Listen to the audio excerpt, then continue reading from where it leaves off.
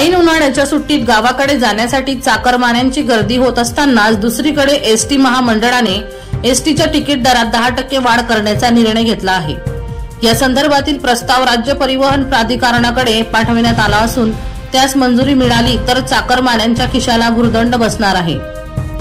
मुंबईसह राज्यभरातून राज्यात आणि राज्याबाहेर प्रवासी उन्हाळी सुट्ट्यांसाठी देवदर्शनासाठी एसटी बसने प्रवास करत असतात, तर एसटी महामंडळांकडून महसूल वाढीसाठी हंगामी भाडेवाढ केली जाते। याच भाडेवाढीनुसार उन्हाळी हंगामातील भाडेवाढीसाठीचा प्रस्ताव मंजुरीसाठी पाठविण्यात आला आहे।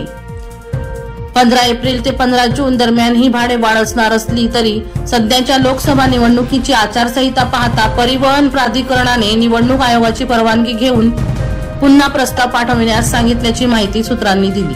वर्षा लोहार यांचा खास रिपोर्ट V1 लाईव्ह जळगाव।